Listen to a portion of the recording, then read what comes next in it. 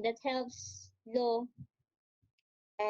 protect the people. So example, it finds solution to problems like what type of crime was committed. Halimbawa, someone had died. Is it suicide? Is it homicide? Or is it murder? So we have to prove through medical samples, or we have to apply medicine in gathering information and investigation. So another example will when a doctor, so he has a medical knowledge, and you apply the medical knowledge of the doctor in persecuting or administration of justice. Okay? So siya yung magpapatunay kung talagang guilty or not guilty ang isang tao using the knowledge of medicine. Okay? When you say medical jurisprudence, this pertains on law. Okay? Law that governs the practice of medicine. Okay? The practice of doctor of medicine.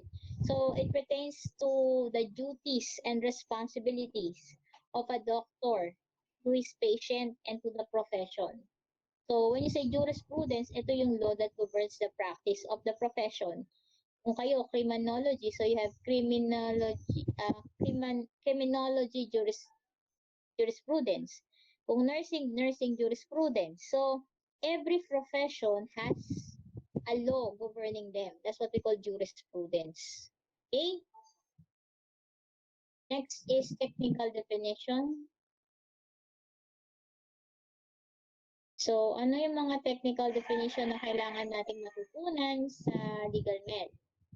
So, the first is law. When you say law, it is a just and obligatory legitimate power for all to follow. Okay, law. So, it's for the benefit of everybody. It is just and obligatory. So, it is given to provide us with law, order, peace and order. Kasi kung walang batas, magkakagulo ang lahat ng tao sa mundo. Okay? So it's a just and obligatory rule na kailangang sundin ng lahat ng tao. That's law. Okay? To prevent chaos around us. Forensic, from the word fora. Pag sabi mong forensic, it comes from the word fora. Ano ba yung fora? Fora means forum, forum. So this is a group of people usually from mga kilalang tao, or they had the knowledge, okay? They have the educational attainment, and they will discuss a case, and they will try to solve that case. And then from that, they will determine who is guilty and who is not, and who is the victim, and try to give justice for who was hurt or who was the victim in that case.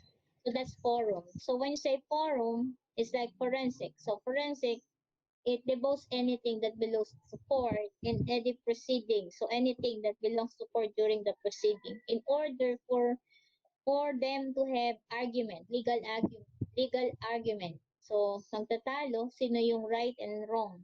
Okay, they have to prove who is right and is wrong. So that's forensic. Guilty ba o not guilty? So yun yung sa court. Sa civilian court, magkaiba kasi yun eh. May civilian court tayo at saka meron tayong military court. Sa civilian court, everyone is presumed innocent, and everyone is presumed innocent until proven guilty. Sa military court, anyone is guilty unless proven innocent. So yun yung pagkakaiba ng military sa civilian court. Sa civilian, lagi kang inosente unless proven guilty ka. Pero pag sa military court, ikaw ang guilty, kailangan mong i-prove na ikaw ay innocent. Yun yung pagkakaiba ng dalawa. Sa dalawang korte na yun. Okay, jurisprudence. So sabi ko nga kanina, it governs the professional ethics, the law, the duties and responsibility of the profession. Okay, so that's jurisprudence. So lahat ng profession meron tayong jurisprudence.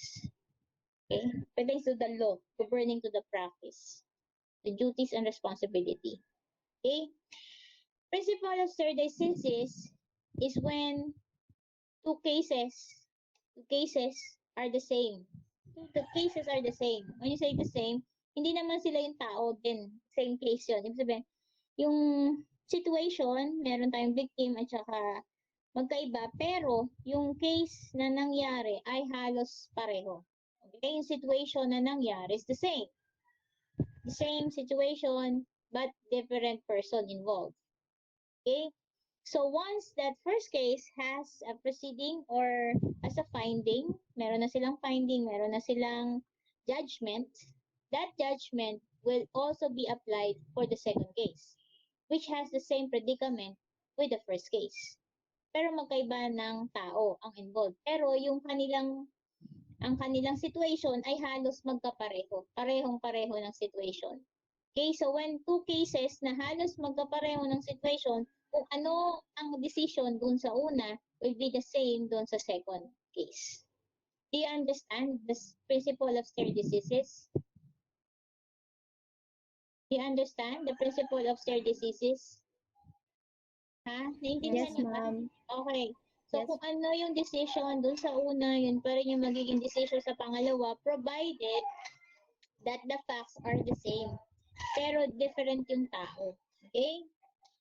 Kasi hindi naman tayo pwedeng magkaroon ng dalawang kaso na isasampa doon sa same tao, same case at different time. So that's, anong tawag doon? Double jeopardy. Hindi na pwedeng mangyari yun, di ba? That's case of double jeopardy. So bawal yun, double jeopardy.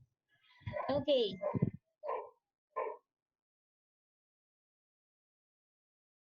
Ang bakit? Next is criminalistics. Sa criminalistic is a branch of science. So it's a branch of science that's important.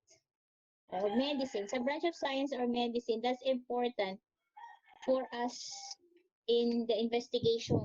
So sa crime investigation, di ba this is crime investigation? So kailangan, sa crime scene investigation, ano ba una yung ginagawa? How do you apply medicine? How do you apply science?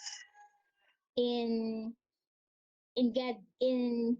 investigation, first you have to gather evidence. So in gathering evidence, you have to apply science. How do you collect? What's the right time to collect? Wow.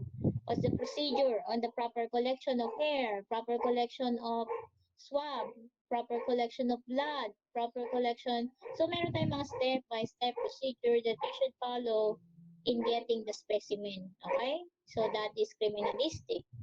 So after getting the specimen, what will you do now? Is that enough? Is that enough after gathering all the evidences? Ano susunod yung gagawin? You have to document all your evidence. How will you document your evidence?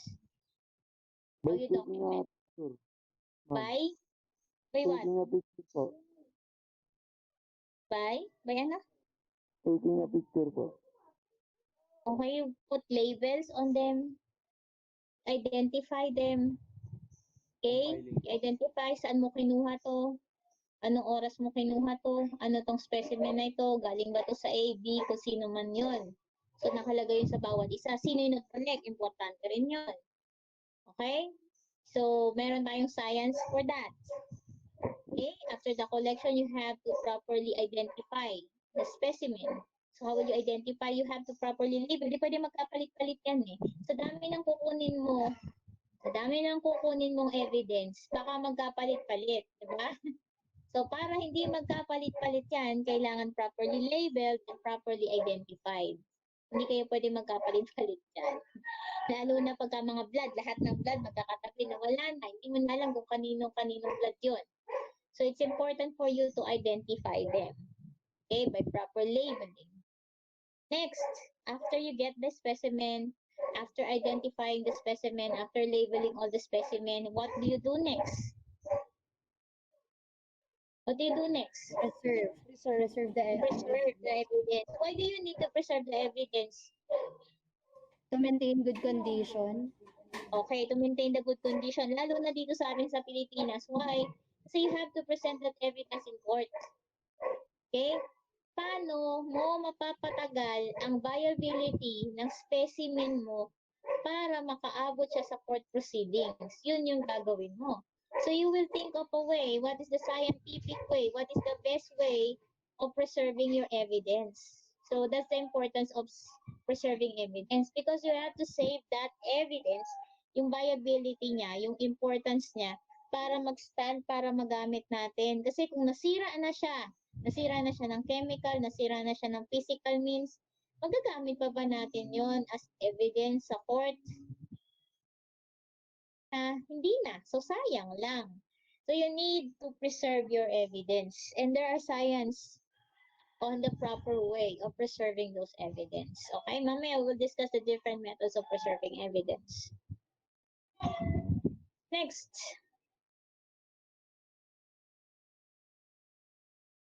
So, history of legal medicine in the Philippines. So, this is in the Philippines, When I will make, tomorrow I'll give you an assignment or activity, hindi na Philippines yun, buong mundo na yun. So, history of legal medicine in the Philippines, it started in UST.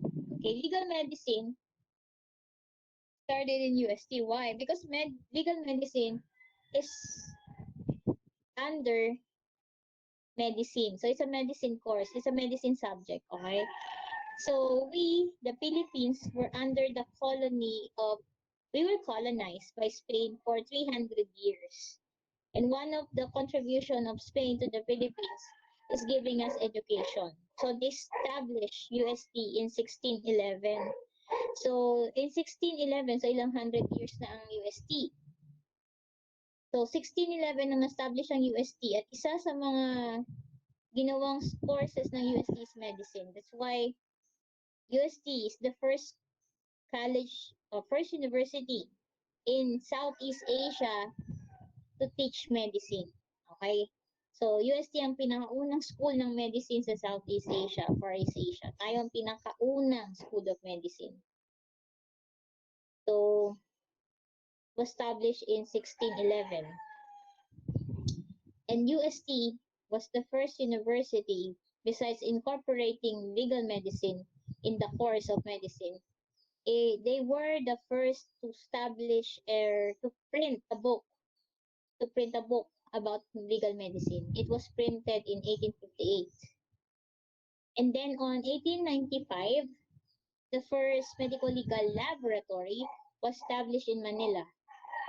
Okay? And then in 1908, hindi na lang UST nagtuturo ng medicine. So marami na ring medicine, hindi lang sa Manila. So, ang UP was established 1911. Tapos was started 1904. So, mas nauna pa ang KABSO kaysa sa UP, pero mas kilala yung UP. UP, they first taught it mga 1912, 1915 yata. 1915 yata na tinurong medicine. So, ang legal medicine ay tinuro sa all medical schools starting 1908. Then, on 1919, UP was the first school of medicine to establish its own department, which is the Legal Medicine Department, UP Ethics, which was headed or created under Dr. Sixto de Los Angeles as chief. During 1945, so nagkaroon na ng World War II, inera na ng Japan yung Philippines, so binomba na yung Philippines, nasira yung Manila, so dumating yung Americans and they helped establish a new hospital dun sa UP, PGH. At kasabay nun, in-establish din yung Criminal Investigation Laboratory that was created under Dr. Mariano Lara as the Chief Medical Legal Officer. That was 1945. So the medical legal system in the Philippines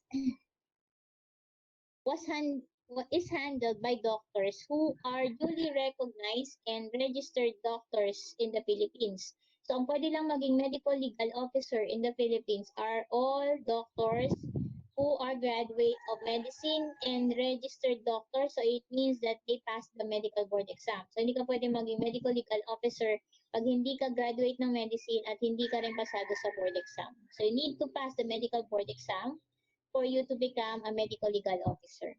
Okay? So, medical legal officer, so lahat ng mga law enforcement agency, syempre law enforcement kasi medical legal cases, so kailangan lahat ng law enforcement agency like NBI, like PNP, like AFP, lahat sila may medical legal officer.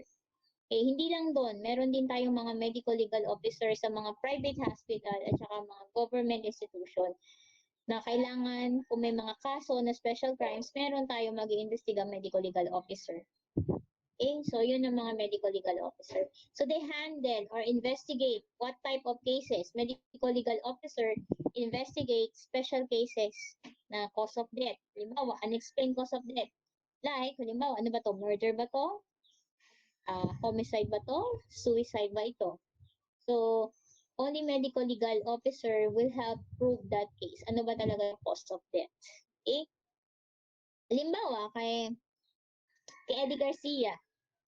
Okay, kay Eddie Garcia, di ba? Ano ba nangyari kay Eddie Garcia? Ba't siya namatay? Ano nangyari sa kanya? Isod po ang sa kable. Is it caused by accident? O is it natural cause? Is it accidental or is it natural? Hindi. Accident. Ano yung nangyari sa kanya? Is it accidental or natural cause of death? Takot sa kanila. Accidental. Natural. Accident. Ano? Is that accidental o natural? Natural. Ang accident na naroon siya ng trauma. Pero hindi siya agad namatay due to the trauma. Namatay siya dahil nasa complication ng trauma that is already natural cause. Pero meron siyang secondary to trauma. Naintindihan nyo? Hindi siya namatay directly to the trauma. Kung namatay siya dun sa accident, talagang dapat pag-fall niya, patay na siya agad eh. Hindi pa siya. So namatay pa siya ng natural cause, which is secondary. Hindi naman mangyayari kung hindi siya na aksidente. Naintindihan? So, yun yung legal med. So, kailangan mong patunayan, ano ba to? Accidental ba to? Ano ba to? Natural cause ba to? So, we have to prove that. Okay? So, ganun yung legal med. Medyo exciting siya kasi parang kang nanonood ba kayo ng mga NCIS? At saka, ano pa ba yun? Kung sa NCIS, yung PSI, at saka, ano pa ba magaganda? Law and Order. Yun, mga medical cases. If you watch that medical series, so maganda naman siya. So, exciting siya. So, they help investigate on death, physical injury, rape, and sexual crimes. So, yun ang role ng mga medical legal officers. So, medical legal officers are the one that is responsible in performing autopsies. So, sino yung mga medical legal officers na yun? Sabi ko nga, lahat ng law enforcement institution, NBI, PNP, also AFP, have their own medical legal officer. Ganun din sa mga private at saka government hospital. Lahat yun may mga medical legal officers. Dati noon, sa mga private hospital, ilan lang yung medical legal officer. Kaya yung teacher ko dati, naalala ko si Dr. Bu Castro, ang dami niyang cellphone sa harap niyang hawak. Siguro mga 5. Merong sa Cebu, may Davao, may Manila. Sa Manila, 3 yung hawak niya. Tapos pag may kaso, tatawagan siya, tapos pupunta siya doon. Umaga, nasa Davao siya. Maya-maya, nasa Cebu siya magtatanghalian. Tapos mamaya, after lesson, dito na siya sa Manila kasi magle-lecture siya sa amin. So, ganun ka-busy yung mga medical legal officer during that time. Pero ngayon, dumadami na yata ang mga medical legal officer ng Philippines. So, bukod sa hospital, private hospital, meron din tayo sa, dito, sa rural areas na hindi naaabot ng mga private hospital. Siyempre, may mga areas na tatawid ka ng bundok, tatawid ka ng isla. So, malayo sila sa ospital, walang ospital. Malayo din yung mga stasyon ng pulis. So, ang pinakamalapit lang na pupuntahan sa kanila na pwedeng mag-autopsy ay yung municipal health officer. Okay? Yung mga doctors to the barrio, yan, mga ganyan. Mga municipal health officer, sila yung pwedeng mag-autopsy. Sila lang. So, yun yung mga tao na able to perform autopsy.